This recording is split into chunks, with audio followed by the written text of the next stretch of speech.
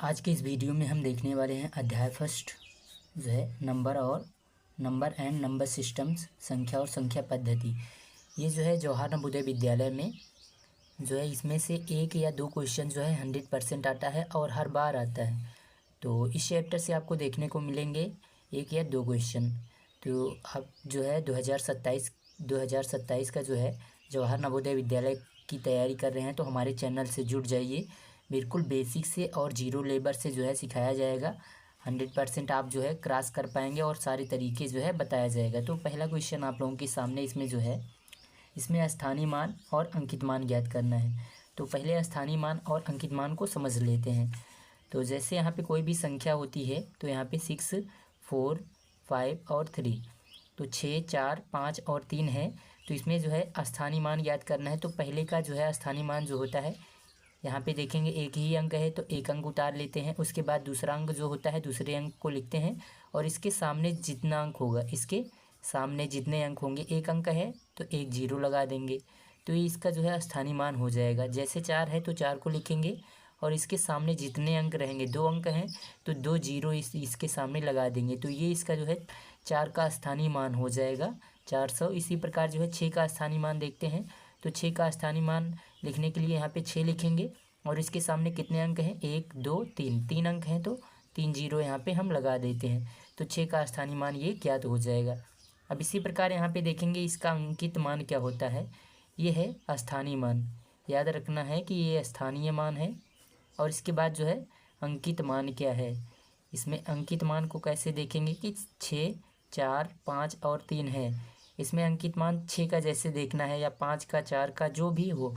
तो यहाँ पे 6 का अंकित मान होगा 6 ही। अंकित मान में जिस संख्या का अंकित मान पूछा जाए वही संख्या ही उसका अंकित मान होती है। जैसे 4 का पूछा जाएगा तो 4 का अंकित मान 4 ही रहेगा। और यहाँ पे 5 पूछा जाएगा, 5 का अंकित मान तो 5 ही रहेगा। और यहाँ पे 3 का पूछा जाएगा तो 3 ही रहेगा। तो चलिए देखते हैं यहाँ पे कि 6, 4, 5, 3 में जो है 6 के स्थानीय मान तथा अंकित मान में अंतर बताना है। तो सबसे पहले यहाँ पे देखेंगे कि इसका स्थानीय मान क्या होगा। तो 6 का स्थानीय मान यहाँ पे देखेंगे कितना हो जाएगा। 6 का स्थानीय मान यहाँ पे हो जाएगा 6, 1, 2, 3 जीरो। और 6 का अंकित मान देखेंगे तो अंकित मान जो होगा यहाँ पे 6 हो जाएगा। तो हमको ध्यान देना है कि ये हमेशा जो है दाहिनी तरफ से लिखते हैं तो 6 दाहिनी तरफ से ही लिखेंगे। यहाँ पे कोई भी अंक अकेला रहता है तो अंकित मान यहाँ पे 6 रहेगा तो अंतिम से लिखेंगे। और इसके बाद कह रहा है कि इसका अंतर ज्ञात करना है तो घटा देंगे। यहाँ से एक हासिल लेंगे तो यहाँ पे 10 हो जाएगा।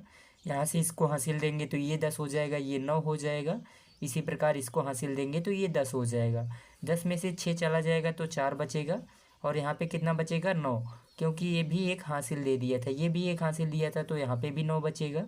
और यहाँ पे 6 है, 6 में एक हासिल दिए थे तो ये 5 हो जाएगा।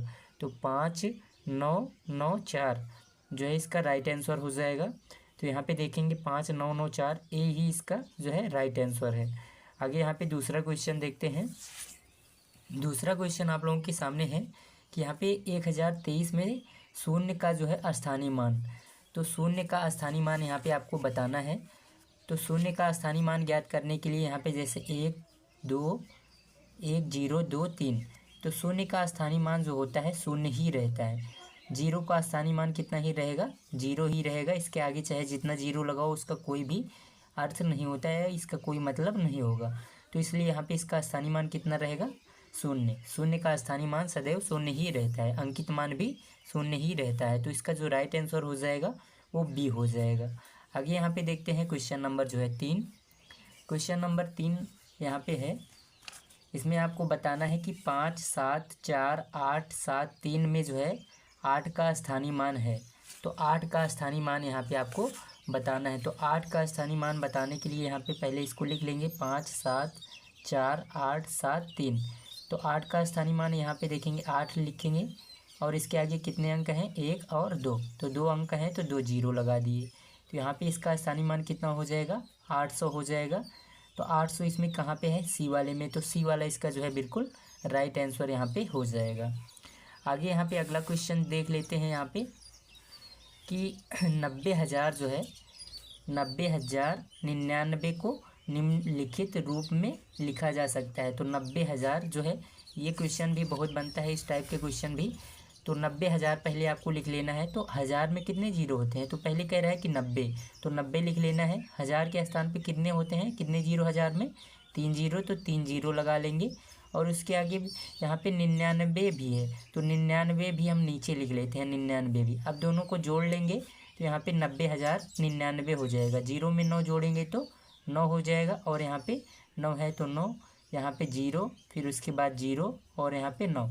तो यहाँ पे 3 अंक बाद कामा लगाएंगे तो यहाँ पे देखेंगे 90,099 हो जाएगा।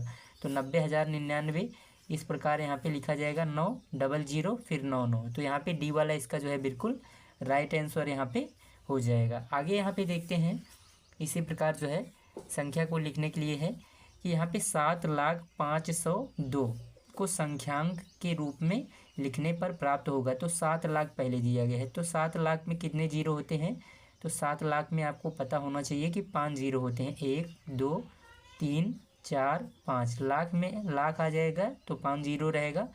500 में कितने जीरो होते हैं, तो पहले 5 लिखेंगे और 2 जीरो लगाएंगे तो 500 हो जाएगा। 2 भी है तो उसके नीचे लिखते जाएंगे, जैसे जैसे पूछेगा वैसे नीचे नीचे हम इसके आगे लिखेंगे। यहाँ से आगे यहाँ पे इसको फिर जोड़ लेना है लास्ट में। तो 5 यहाँ पे 0 0 और यहाँ पे 2 है तो 2 हो जाएगा, यहाँ पे 0 हो जाएगा, यहाँ पे 5 हो जाएगा, फिर यहाँ पे 0 हो जाएगा, यहाँ पे भी 0 हो जाएगा, और यहाँ पे हो जाएगा 7। तो यहाँ पे 700 और 502।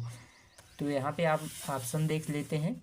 तो ऑप्शन में 700 और यहाँ पे 5 फिर 0 और 2, तो ए वाला ही इसका जो है राइट आंसर यहाँ पे हो जाएगा। आगे यहाँ पे इस टाइप का क्वेश्चन अगर आपके सामने आ जाएगा तो कैसे कर सकते हैं, तो जैसे किसी की घात अगर 0 हो तो इसको हम घात के रूप में है, यहाँ पे देखेंगे 5 की घात क्या है, 0 का मान कितना होता है, ये क्या होगा ये पूछ रहा है। तो किसी की घात अगर 0 होता है तो उसका मान सदैव कितना होता है, 1 होता है। तो इसका जो राइट आंसर हो जाएगा यहाँ पे बी। चाहे कोई भी संख्या होती है, और भी उदाहरण ले लेते हैं, 7 की घात 0 हो, x की घात 0 हो, या कह सकते हैं 1000 की घात जो है 0 हो, तभी इन सभी का मान कितना आएगा, 1 आ जाएगा। याद रखना है, कोई भी संख्या हो यहाँ पे बदली हुई और इसकी घात 0 लगा रहेगा तब भी इसका मान कितना आएगा, 0 आ जाए, सॉरी 1 आ जाएगा। आगे यहाँ पे देखते हैं, क्वेश्चन नंबर 7 है। क्वेश्चन नंबर 7 में जो है आपको बताना है कि 3 का स्थानीय मान क्या होगा। 3 का स्थानीय मान आपको बताना है, ये कमेंट करना है आप लोगों को, अगर पूरा वीडियो आप लोग देख रहे हैं तो यहाँ पे 8वां क्वेश्चन देखते हैं कि निम्न में 3 किस संख्या में इकाई स्थान पर है। तो 3 जो है इकाई के स्थान पे किस संख्या में है, इन चारों ऑप्शनों में देखना है कि इकाई के स्थान पे 3 कहाँ पे है। तो पहला वाला अंक ही इकाई का अंक होता है, तो इकाई के स्थान पे कौन है, यहाँ पे 3, यहाँ पे सी वाले में है, तो सी वाला ही इसका जो है बिल्कुल राइट आंसर यहाँ पे हो जाएगा। अब यहाँ पे 9वां क्वेश्चन आप लोगों के सामने है कि 1 की घात 0, यानी 1 की पावर जो है 0 का मान कितना होगा। तो यहाँ पे आप लोगों को बताया है कि किसी की भी अगर घात 0 हो जाएगी तो उसका मान कितना हो जाएगा, 1 हो जाएगा। तो ए इसका जो है बिल्कुल राइट आंसर यहाँ पे हो जाएगा। तो अगला क्वेश्चन देखते हैं। अगला क्वेश्चन आप लोगों के सामने है, लेकिन अब ये जो है सेकेंड पार्ट में आपको देखने को मिलेगा। अगर ये वीडियो आपको पसंद आता है तो आप वीडियो को जो है लाइक कर दीजिए और अपने दोस्तों के साथ भी शेयर कर लीजिए, ताकि आपके दोस्त भी जो है इसका फ़ायदा उठा सकें। तो मिलते हैं नेक्स्ट वीडियो में, तब तक के लिए जय हिंद।